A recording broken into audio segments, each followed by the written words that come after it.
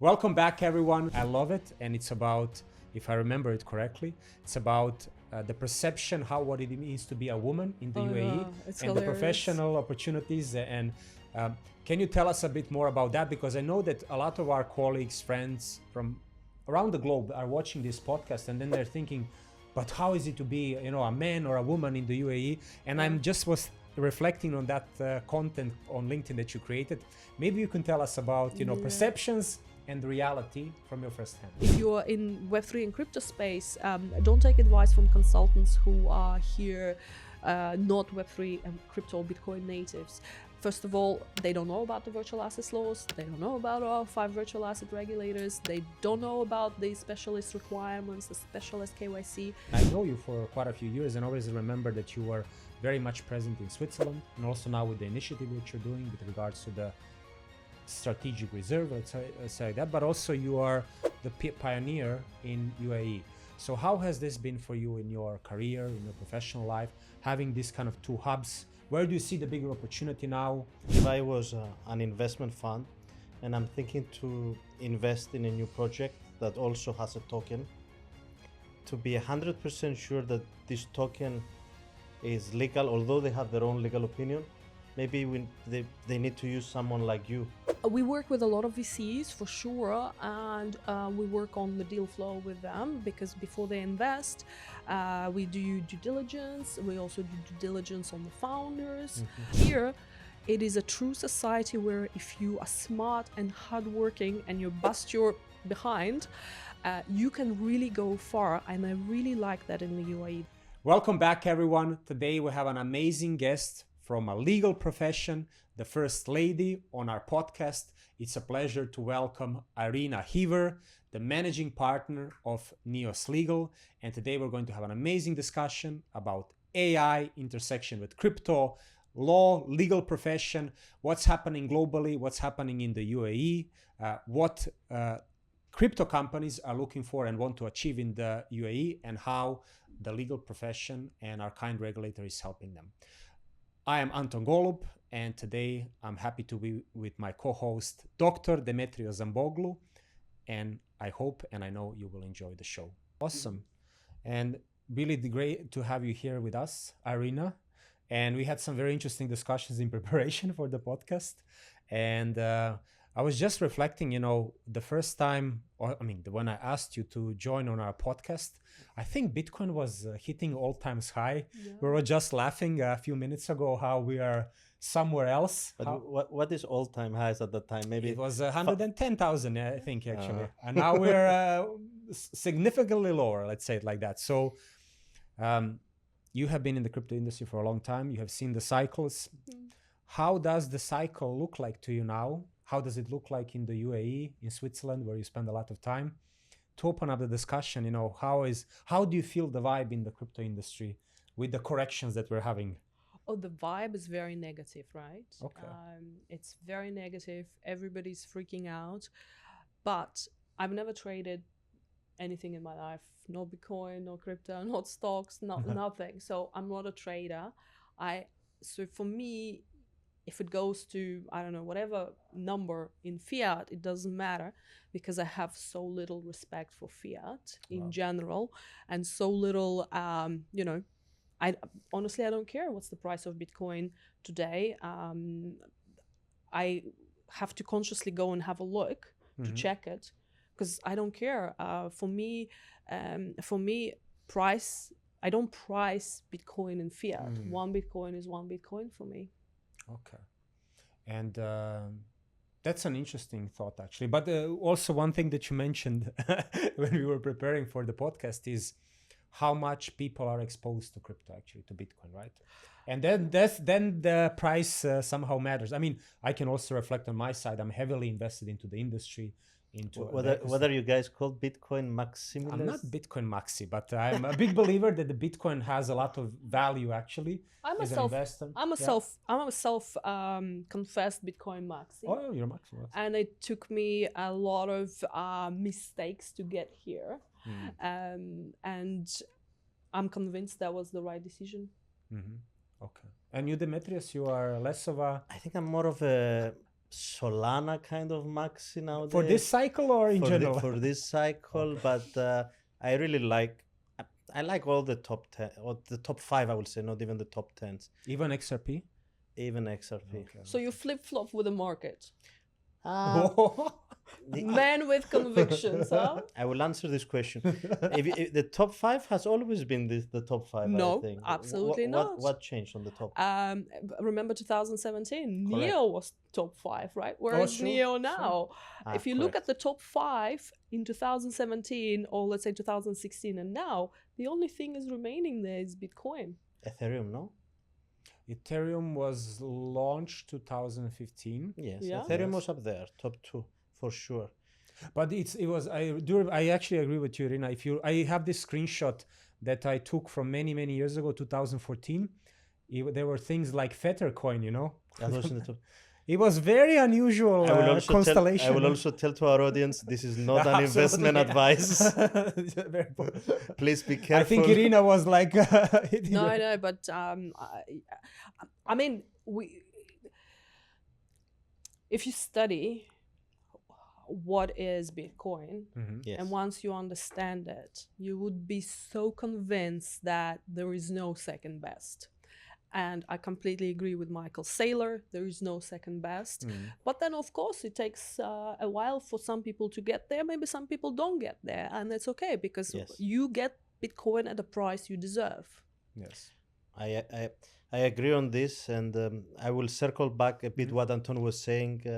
Tell us a little bit about your trip in Davos. What was happening this year Yes. there? As we discussed a little bit, what are people talking about? Is it more crypto agnostic? Is AI the new thing, or it's the main topic? I would say. So I went to Davos with one goal and one goal only, is to promote the Swiss Bitcoin Reserve.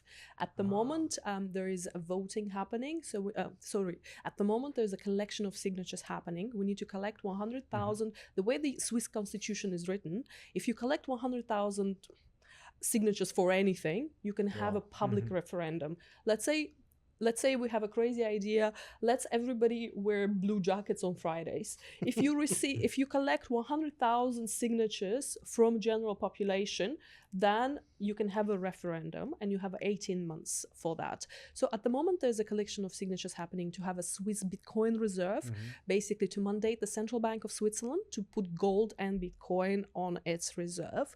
So I went there. I printed out the forms in German, French and Italian, and I was bullying fellow Swiss to sign that document so we can have enough signatures. What was happening outside of my efforts, I honestly did not really pay attention. I'm very one mission type of person. But I participated in a really cool discussions. There were a lot of discussions about MiCA. There was there was so many lawyers from Europe so positive about MiCA, and I was just sitting there, frankly giggling. Because they're discussing things that we've had in the UAE for, I don't know, last 4 or 5 years. So it was actually very entertaining for me to hear about all this innovation coming out of Europe, all these fantastic VASP licenses you can obtain, whereas in the UAE we had the first VASP regime in ADGM since 2018. In the UAE, you do not know where you're gonna do your VASP. There's so many choices nowadays. You're not very sure. Yes. Absolutely. We have 5 regulators. We have 5 crypto regulators here in the UAE. And I honestly believe that's a feature, not a bug, because the more choices you have, the more informed decisions you can take. If you have one regulator and they don't like your business model, or they cannot support your business model, like for example in Switzerland we have certainty, we have FINMA, or in the US you have SEC. And then imagine you have an SEC with a fantastic Gary Gensler who has declared or decided to declare war on crypto, right? So what do you do now? Move to the UAE. That's your option, right? We have five VASP regulators: Central Bank, Security and Commodity Authority, ADGM with their regulator, DFC with their regulator, and VARA, which is a purpose-built virtual asset regulator here in Dubai. You can pick and choose. You can find the regime which suits you. You can find a regulator that suits you and that can work with you and happy to work with you. In my mind, it's a feature, not a bug. And just to also, because you mentioned something very interesting, is your fellow Swiss. Yes, fellow Swiss people.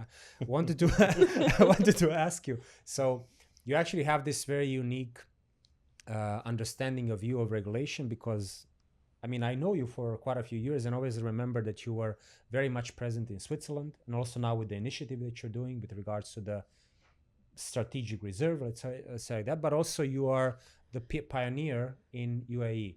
So how has this been for you in your career, in your professional life, having these kind of two hubs? Where do you see the bigger opportunity now? How, I mean, I have left Switzerland after more than a decade. Proud. I think the question will be, will we see you more often in the Yeah, UAE, exactly. or you will be spending more time in Switzerland? Exactly. I wake up every day and I thank the universe, God, energy, whatever you decide to call it. I believe that there is God. So and thank for the opportunity to have this wonderful life of living in the UAE. I've been in the UAE for 18 years. This is my home for 18 years.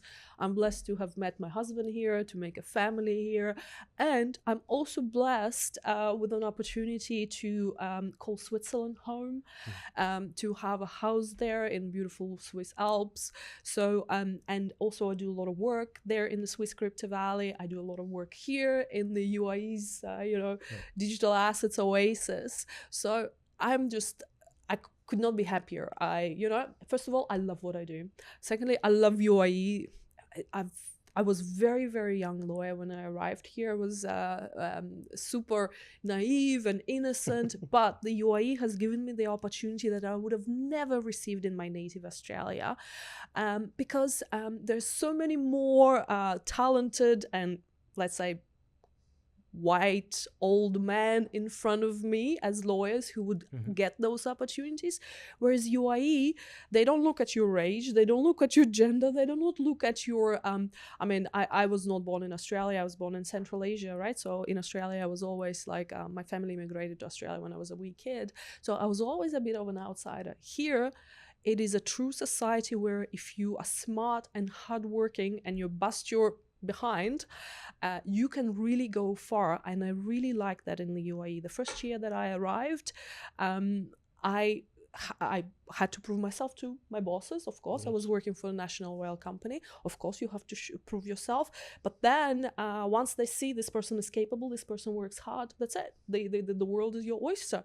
And within second year, I negotiated an $11 billion deal between the government of Turkmenistan, Mubadala, which is the Wealth Fund, and Chinese Bank of Development, and a group of international contractors.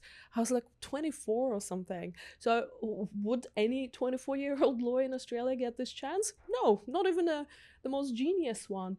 But this is the beauty of the UAE. If you work hard and you work and you want to do that, you will get the chances to be put on those big projects and work on those amazing deals. And where was I going with that? That it's amazing. I love UAE. I'm very, very blessed and fortunate to call UAE my home. So if you were to put the sort of a number, and let's say 100% is the ultimate number, how much percentage are you spending nowadays in the UAE? And how much percentage are you spending in Switzerland? 183 days I spent in the UAE, and the rest of my days I spent in Switzerland. And for all and for all lawyers outside there, that's you would know why. Yeah. Or even non-lawyers. Yeah. Very good. We have a great answer, actually.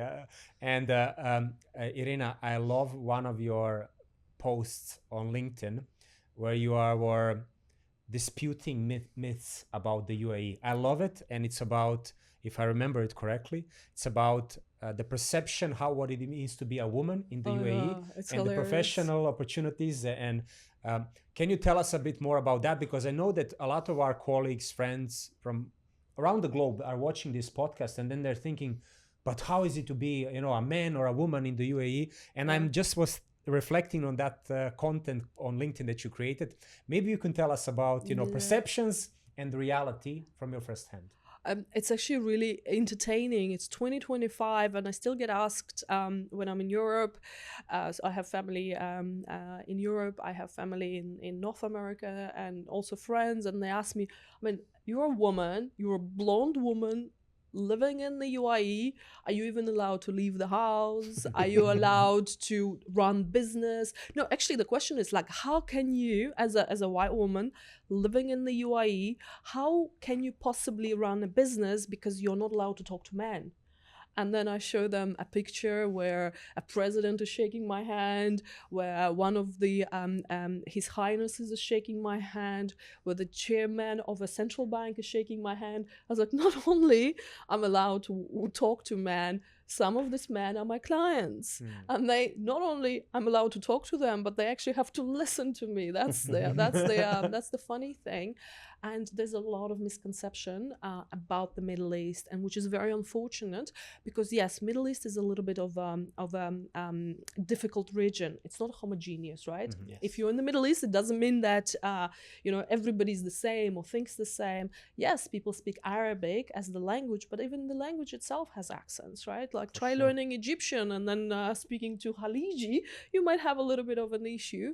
So Dubai or UAE, GCC countries, even the GCC countries are very different. I spend a lot of time working in Saudi, in Qatar, in Bahrain, in Oman. I absolutely love Oman. Completely different culture to, let's say, a Qatari culture. Yes. So there's a lot of myths about the UAE, and there's a lot of myths about the GCC and also the Middle East. And I'm doing my little part trying to dispel those myths. I speak internationally. I like to wear my abaya when I go and speak internationally, and people get shocked. There's a friend actually told me off. Why are you wearing abaya? Are you trying to blend in? No, I'm not trying to blend in. There's nothing I can do to blend in, but I really want to show my love for this culture. I absolutely, and also love for this country, because this country accepted us, right? Yes. I think the least I can do is to show respect and love back. I was telling the same thing to Anton, is that when I left the UAE, I said to Anton that it would be hard for me to come back. And the first thing Anton was telling me is like, wait, you will be back. And we also have great respect for this country. And we are very proud to be blending in as good as we can. Tell us a little bit about what projects you are working in this region now. Are you working in anything like really, really interesting that we need? If you can talk about it. Yeah. So as a law firm, of course, we cannot talk specifics about our clients. NDAs are signed. Client confidentiality agreement. What is it called? Yeah. There is no NDAs, because it's my obligation as an attorney not to talk about what my clients are working on, even if you start torturing me. But what I absolutely love working in private practice, I started NEOS Legal in 2016. I was general counsel within the largest shipping group in the world, Maersk.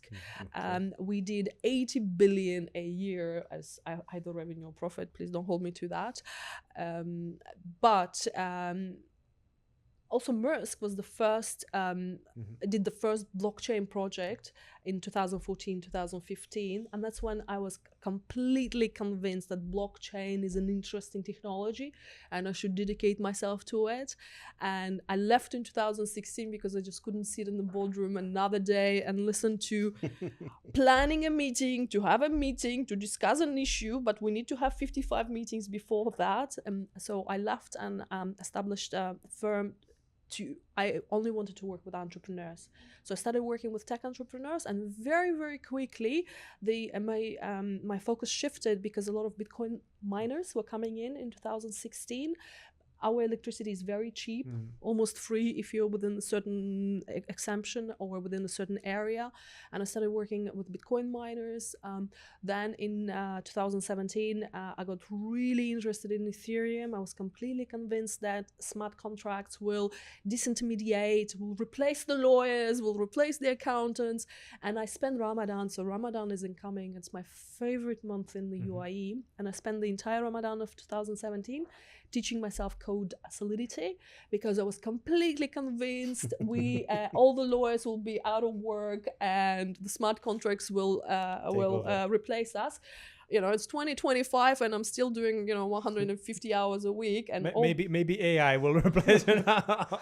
AI is very different. It's very interesting. Let us get to that. Yeah. That's absolutely astonishing what's happening now with AI.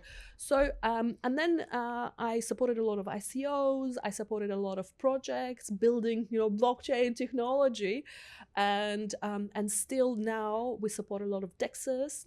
So our clients kind of fall into two groups. So centralized exchanges or broker dealers or custodians that need regulatory licenses because they're VASP. And another group is the absolutely mind-blowing 22-year-old kids that are coding something you've never seen before. So DEXs, various bots, various trading tools. I do not know who I love more, probably the young kids with crazy ideas. And it's absolute privilege and a pleasure supporting them. I'm probably, older than their mothers, but, when they come to us asking us some really, really simple questions, we're more than happy to support them because they're building the future. These kids are building the future, and it's only a privilege to support them. I still expect Anton to be building also the future in the future. I know you expect me to build something in DeFi, some of our common discussions, Irina, Anton was the first guy who ever told me what is a decentralized exchange. Yes. And and here you are. And we're discussing this like 12 years after, and still we're discussing the same thing. Well, maybe you should hire us to structure that for you.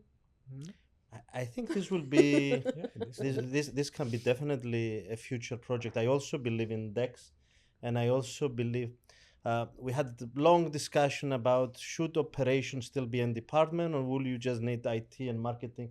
Maybe operations can be replaced by AI and the blockchain, and then the companies can be leaner, and then you focus only on strategy and on IT. But this is another discussion. But Anton, you asked me a really good question about the AI. Yeah. I'm not sure what you asked me, but I remembered AI. So just today, we got shortlisted as finalists as a law firm in the award category, the technology innovation in private practice.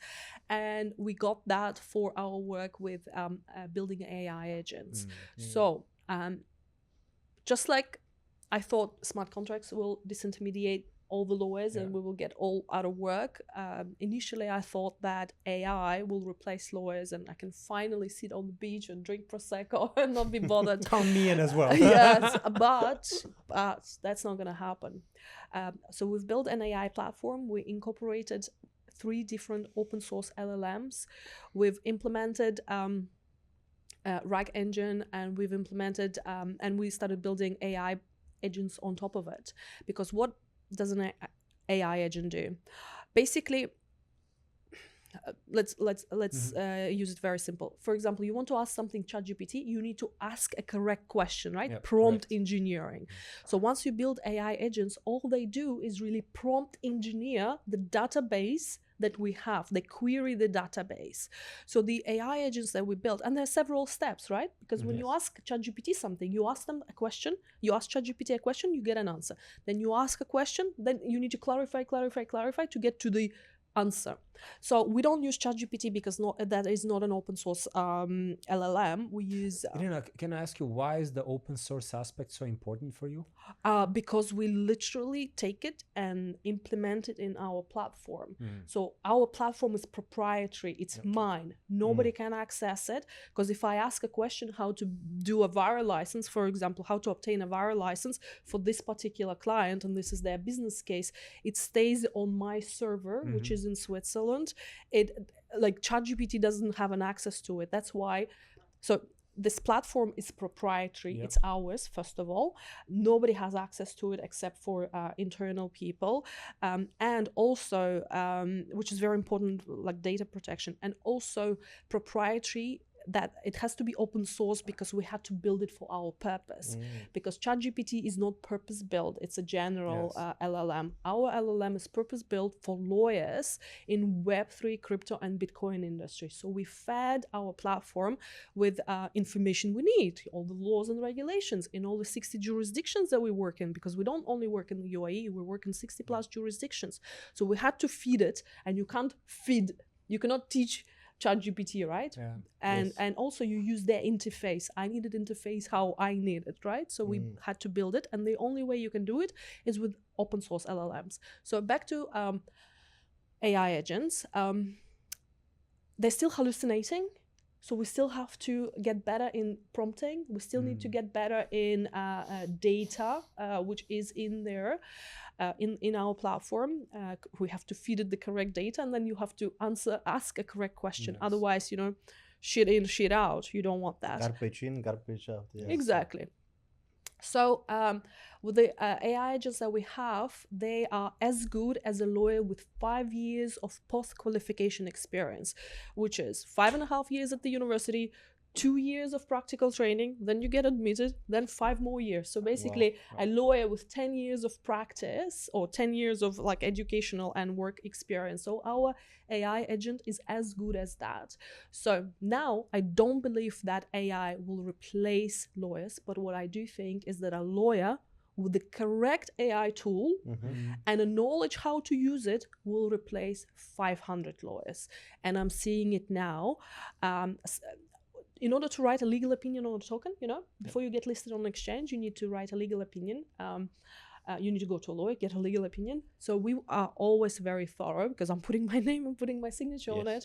So, and exchanges accept our legal opinions 100% of the time. So that's our guarantee that our legal opinion, first of all, is correct. Secondly, we read your code, because if you tell me your white paper says this and this and this, I actually look at your source code. Is it really the case, or is it something else? So when we do legal opinions, it's very thorough, and it used to take us between 5 to 7 working days.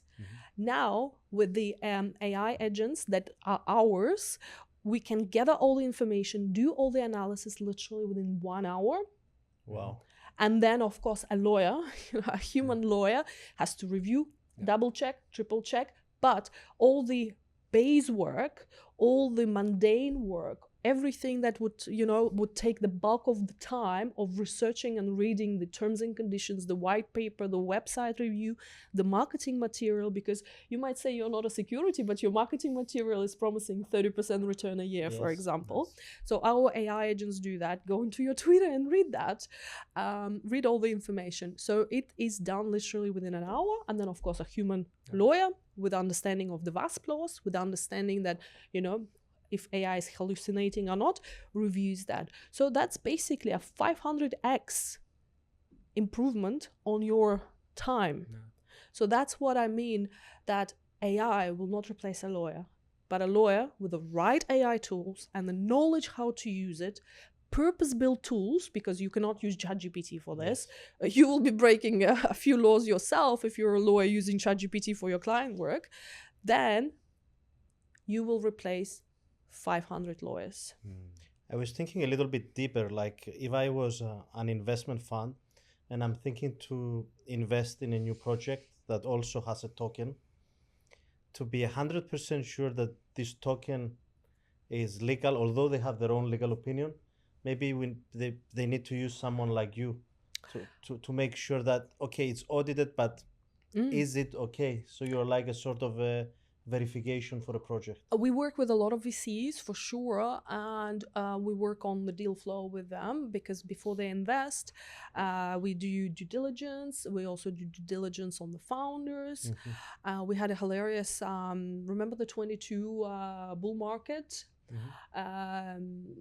DeFi was all the rage, and there was a project, and the founder literally last week was running a convenience shop, like 7-Eleven. Okay. And then the next day he was launching a token and no background in the industry. And that was quite embarrassing for really large VCs that invested into this project. So yes, due diligence is absolutely a must. I would be amazed if all of the VCs are not doing proper due diligence. But what is happening in the VC space, if a big guy comes in, the rest kind of follow. Yes. And that was a really big VC missed that part on the due diligence. Irina, you have been a pioneer in the legal industry and the crypto industry. And first, just to say congratulations on winning the award. So really big congrats. Thank you. And when you're talking about AI and the impact that it will have and the tools that you're creating for the legal industry, what advice would you then give to maybe somebody young who is looking to join the legal industry? Don't look at me, I'm not that young. Yeah. Anyone who is from the audience. Yeah. How to navigate these rapid changes in the legal industry? As you mentioned, these are some really tectonic shifts, tectonic changes. And how to navigate it, or for somebody who is maybe experienced already, has the appropriate amount of years of post-qualification experience, but if they're not using AI tools, how to integrate it, how to learn about it, how to integrate those tools into their work life. What advice would you give to people? This is a very good question, Anton, because myself, I mentor young lawyers, and I ask this question myself all the time, and also my friends whose kids are going to universities and they want to study law. So if you're a lawyer and you don't have technical skills, it's like 20 years ago, if you're a lawyer and you cannot use a computer, right, to type up the document, and you rely on handwriting. Yes. For me, it's similar, but maybe 100x or 500x in this case, sort of amplified. So you need to know the technology for sure, but also, if you're not a technology inclined lawyer, don't get disparaged. You'd be amazed to find out there are a lot of law firms here in Dubai, #1 technology capital of the world, are still sending faxes. Okay. So you'll get employment with a boring law firm, sending faxes back and forth. The pace of work will be super slow. If that's what you want, but I would probably not settle for less. I'm type of person, let's settle for more. So absolutely, you have to be, you have to understand the bare minimum. I'm not saying everybody needs to be able to code their own AI agent. Absolutely not. I'm not able to do that. I have a team who's doing that, right? Like specialized engineers who are building it. I'm lucky to have an in-house volunteer who has no choice but to build things for me for various issues, for various reasons. I like the for various reasons. Very Swiss. Very Swiss. Yeah, I mean, when you run your firm, when you run your business, you volunteer your team members for challenging tasks, and they kind of got used to me by now. I remember when we were at Switzerland and they said, we will go, all the management will go hiking tomorrow. Would you like to join? You were part of the management, just to remind you. Exactly. So you had no choice. That is how things are done. I woke up one day and I decided that the Neos Legal will be the #1 AI law firm, and nobody had a choice or say about it. Because I don't really see why wouldn't you? Why wouldn't you be pushing the? We are in the UAE, at the cutting edge of technology, at the cutting edge of innovation. I mean, if you're not doing this, I mean, I don't know. I don't know what you're doing here. So, back to the young lawyers, Anton. I would suggest that they spend time understanding the technology, and if you're inclined, learn coding. If you're not inclined, and at least understand what it is. But for me, it's the same as 10, 15, 20 years ago, not being able to use laptop. Remember back in the day, or maybe I'm just, back in my day, you would send a CV and you would actually write, I can use Microsoft Word and I can use Excel. Remember people were putting it on CV. Now you would laugh if somebody puts it. Of course you can. Like, who can't, right? Like, what are you? Like, where are you from? For me, it's the same for young lawyers. They need to understand what is an LLM, why use an open source LLM, how to implement it in your little tool. And I actually can see even 10-year-olds building their own little AI agents very soon, because the technology is this available. ChatGPT spent billions building their technology, and DeepSeek spent like less than 1%, and they don't need the huge data centers for to host their algorithms. It's just absolutely crazy what's happening. Okay. Irina, wanted to continue a little bit on this topic of AI agents, in a sense of some initiatives to tokenize the AI agents. So for instance, our friends and colleagues from Hacken have created a tokenized AI agent that kind of does certain activities on the cybersecurity side. I know Certic did it as well. Then the famous example AI16Z, where the kind of one of the partners seeded the agent, but also I know that one of the partners at Sequoia launched a tokenized AI agent called Sequoia with a K. So how do you see something like that happening as well within the domain of your legal industry and the agents that you are seeing or working on, that people will tokenize the AI agent and kind of let it go out in the wild? I know this is a little bit like experimental field that I've been looking at closely, mostly because of the price of those AI agents, which is less encouraging lately. But do you see something like this maybe being a part of the legal industry as well, tokenizing the agent, letting it go out in the wild? Thank you for giving me good ideas. Maybe I should tokenize my AI agent. I don't know how to do that, but we can look into that, right? Okay. I'm not familiar with the projects that you've just mentioned, but it sounds very interesting. But also being long enough in this industry, remember when everything was planning to be tokenized, and there was ICO for everything. Your plant shop in Holland. We had a very big argument with someone in LinkedIn because we said that not everything will be real world assets. Yeah. Well, and we said maybe in the future everything can be real world assets, but currently we do not need everything to be real world assets. Tokenized, yeah.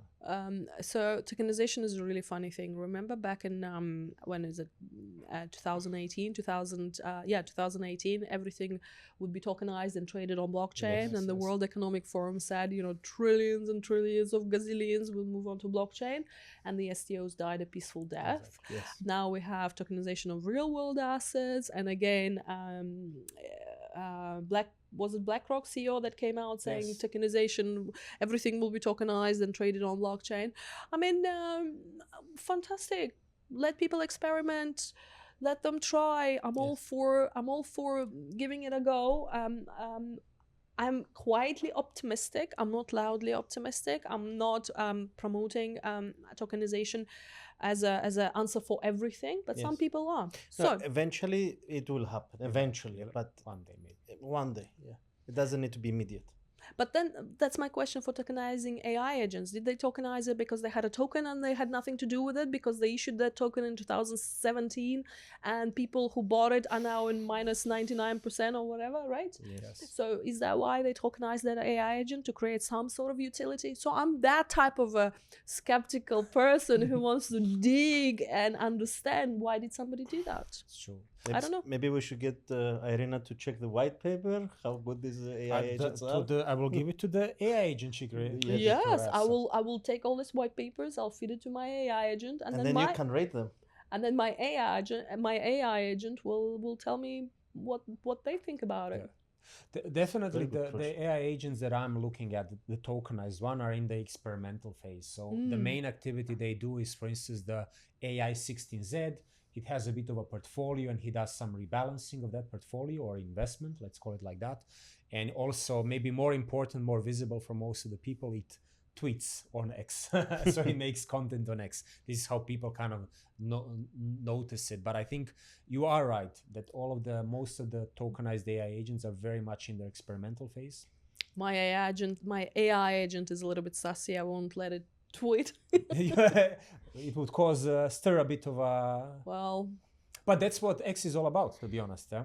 I fed it with the information I created over the last I don't know how many years of being a lawyer, right? Yes. So my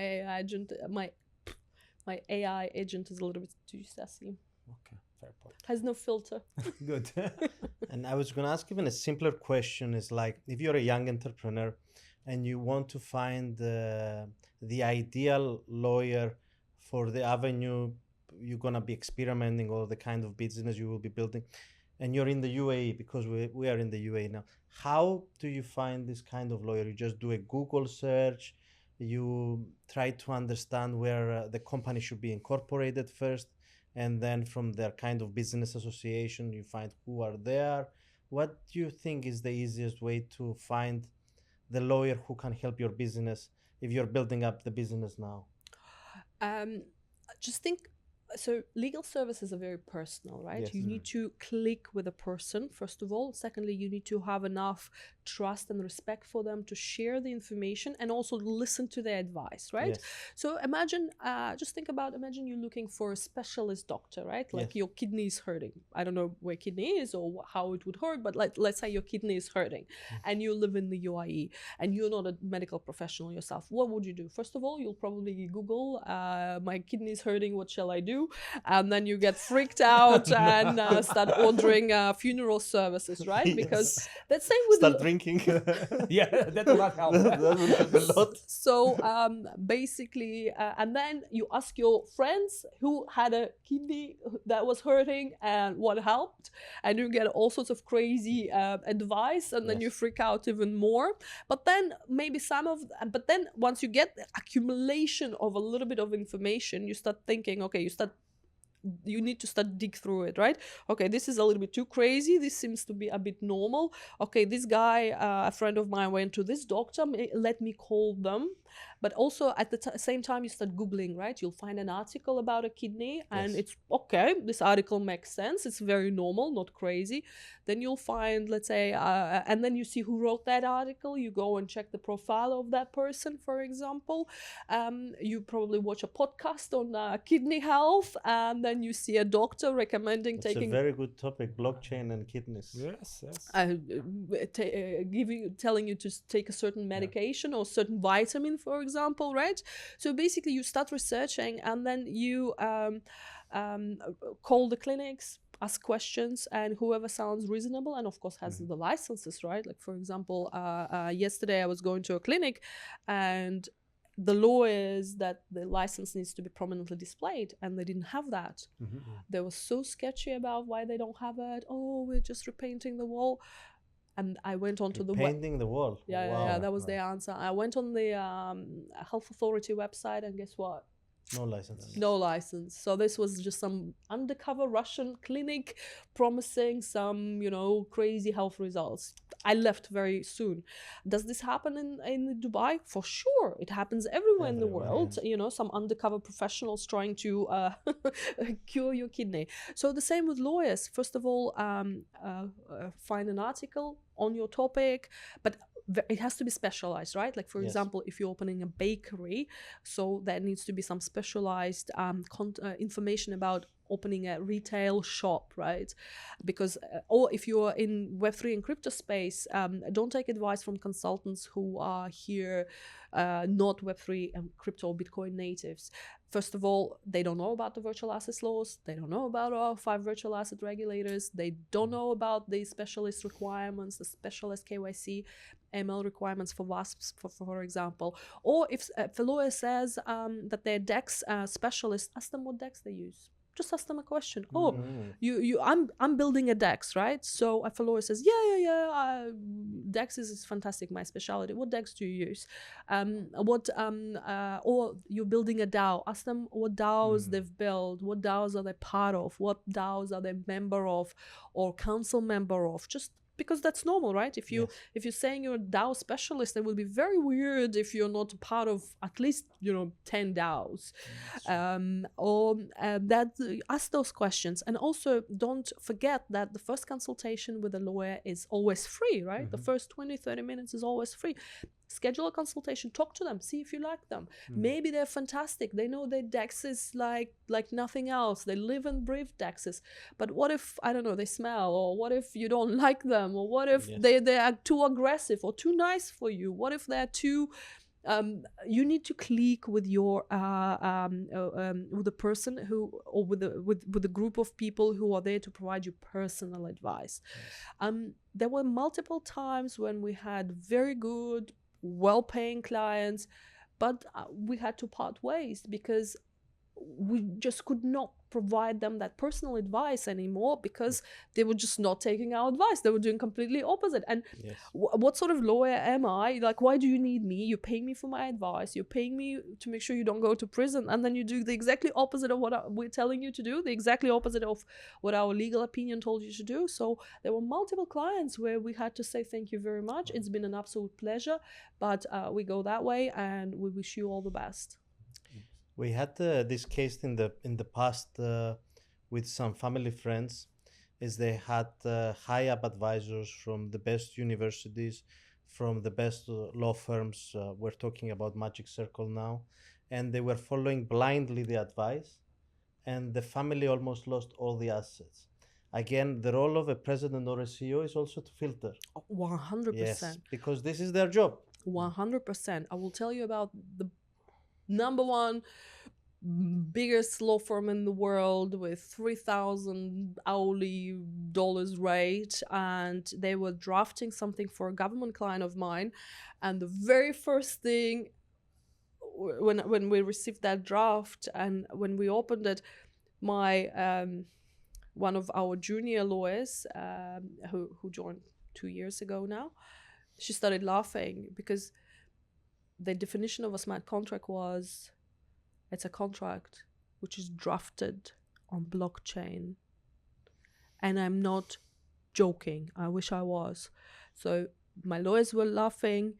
I was crying because I knew that my client spent how much they spent on this. And that was on page number, 2. Imagine what was on page 78. It was beyond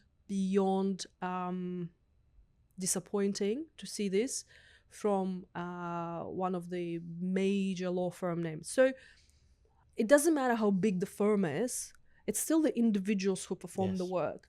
And if the firm is fantastic, let's say in litigation, right, they might not be crypto natives. So you need to be very, very careful that you basically assess. And yes, as a CEO, as the owner of the business, you still need to filter, of course.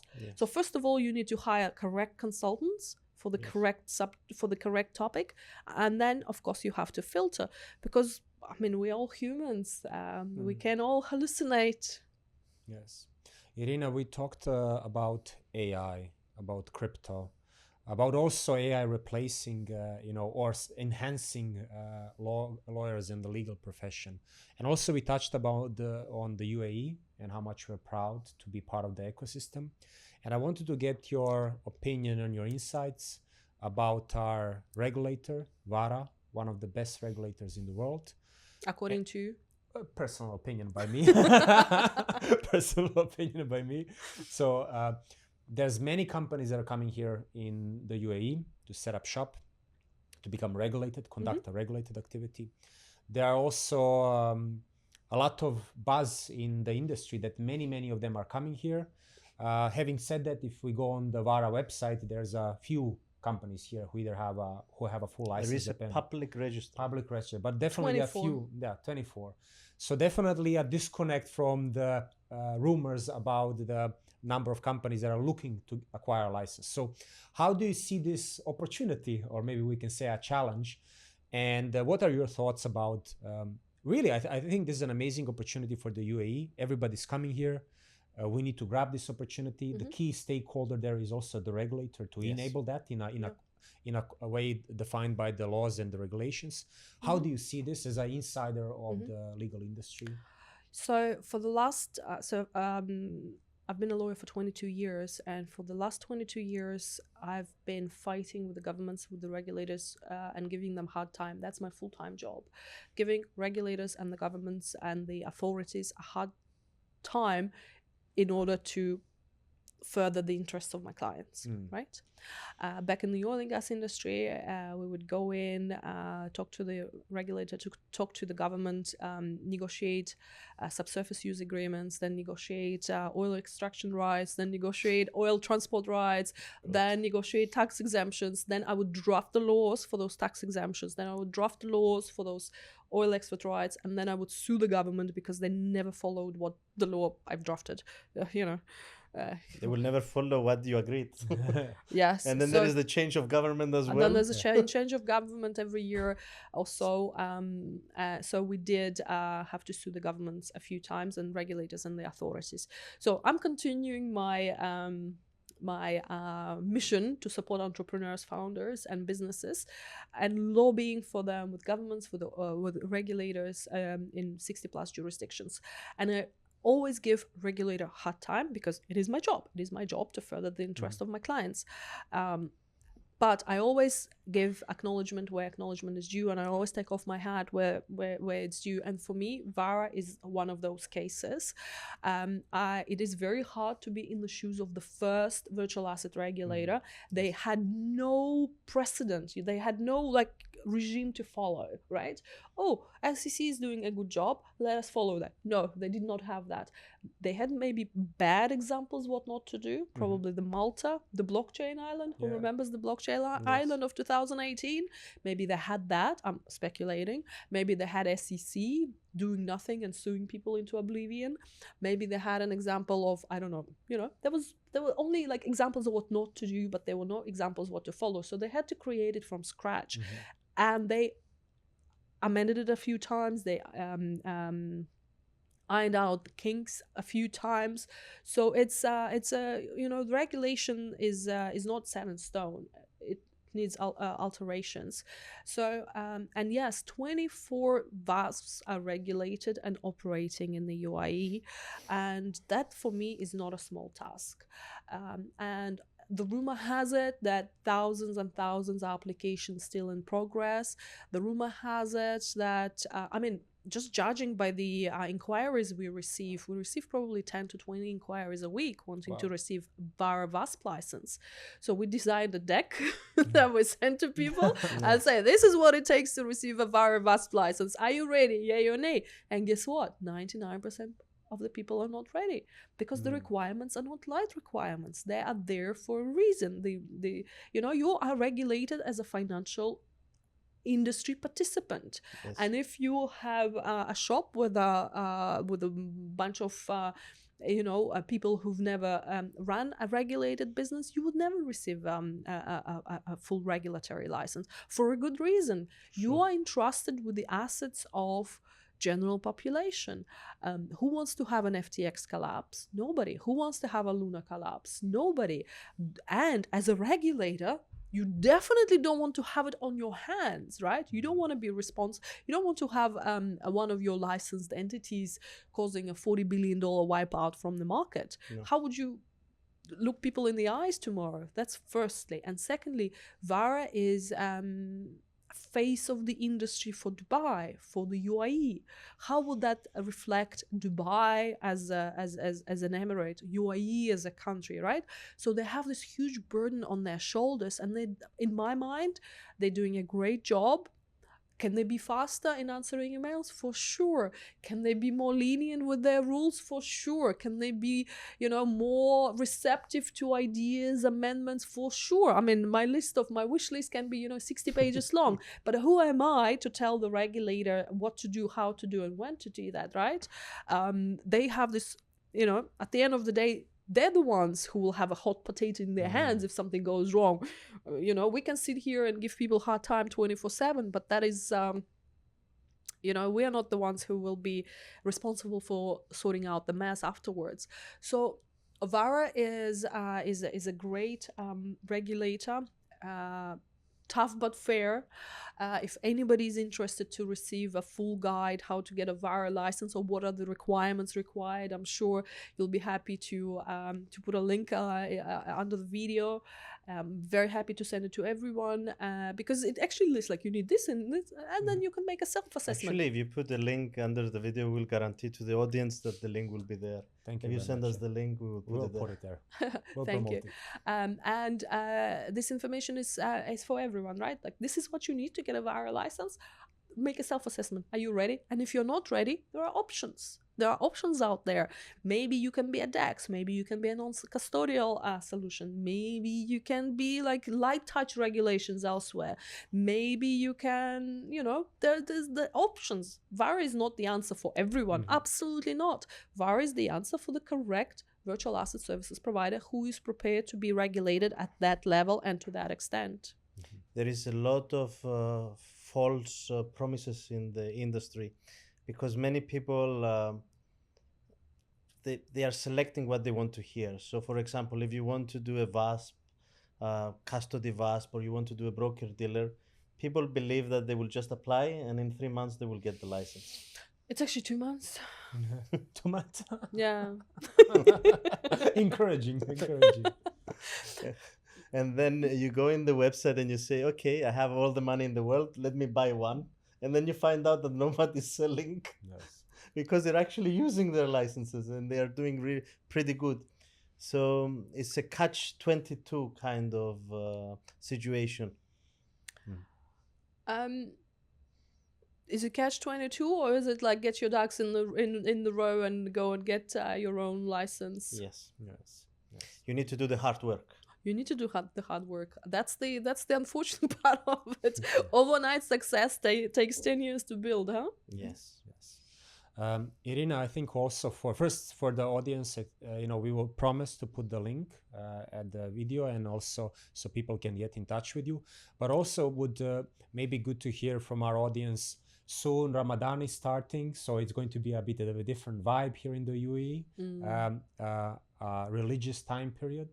But also wanted to ask you, what are your plans in the next month or 2 months? Where can people meet you if you're speaking at any conference or if you're visiting? How can people get in touch with you? Maybe I know that virtually on LinkedIn and X, which you are or through email. But what are your plans in the next couple of months? Are you speaking somewhere, visiting somewhere? Where can people meet you? My plans are to clear out the backlog Like Vara? of the administrative task. Like, you know, when you're doing your best for the clients, making sure that their house is in order, and then you kind of, you know, have a bit of an admin mess yourself. So very exciting Ramadan tasks of paying my internet bills and clearing out. Actually, I can't think of anything exciting coming up. Talking 2049 is coming up here in Dubai. That's probably when is it? At the end of April. Yep. So for sure I will be there. I am doing some Forbes covers for Forbes International. Also advising on compliance with the marketing laws of VARA, because if you are exhibiting in the UAE or if you're promoting your project in the UAE, if you're promoting your token in the UAE, you have to comply with the marketing laws, VAS marketing laws.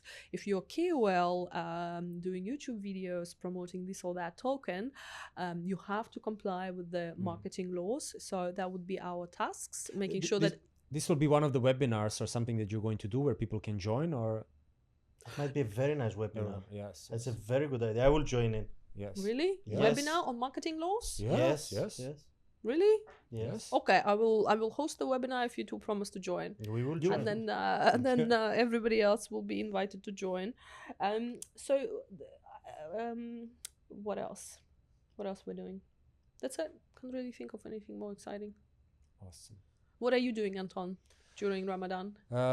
So this is going to be my second Ramadan. So I'm going. I spent last year. I have to say that very much enjoyed it last year. So it's more of a peaceful, quieter time, less tourists, less traffic on the road, less hassle. I definitely want to be more ingrained and part of the culture and the religion here in the UAE. So if anybody is doing a nice iftar and you need guests to come and join, You need I self-invite myself, you need somebody to come and eat your food. So You're I'm available. ready. I'm ready, if need. Very nice. Likewise, I think that definitely Token 2049, Demetrius, I think also as well, as a attendee, as an attendee. Yes. What about you, Demetrius? What's your fun plans? I'm planning to visit a little bit home, maybe for a couple of days, just to see the family a bit, and then start preparing for Token 2049. Some people from the management will be joining the region, so it's always nice to see them and find out what they're up to as well. And then Aren't you hosting the largest side event we're not again. that we nobody's invited to? surely we'll be hosting an event. We haven't finalized yet, and we would love to have good people. We always enjoy being in the presence of really good people. If you're a good people, write a comment below, and Demetrius will invite you to their largest event of the year. Demetrius meant you, Irina, I think.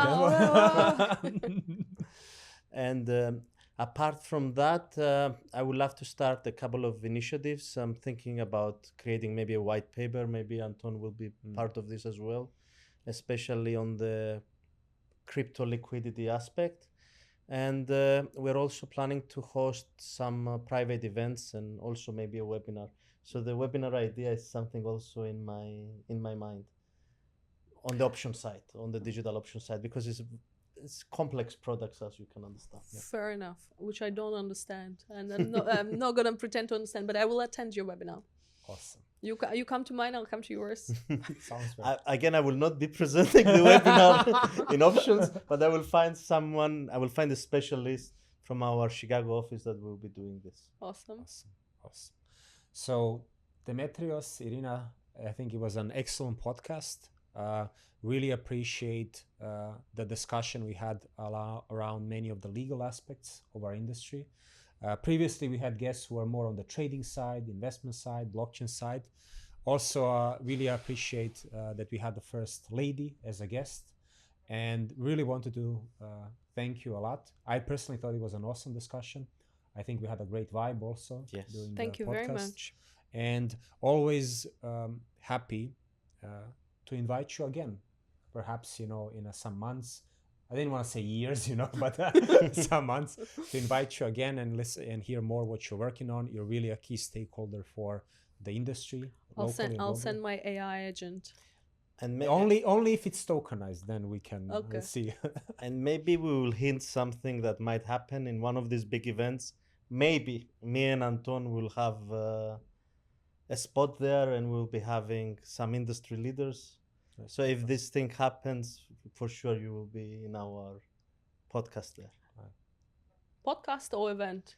It's a podcast inside the event. Podcast inside the now I event. know what you're talking about. The whole time I was like, what is Demetrius getting me into? But I know now what you're talking about. So yeah. if you want to be in a podcast inside the event, this is your opportunity. Inside a huge event. Huge event, yes. Yeah.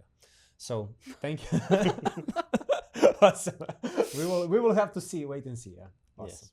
So thank you very much, Irina. It was really a pleasure. Thank you very And much for having me. It was a pleasure to be here.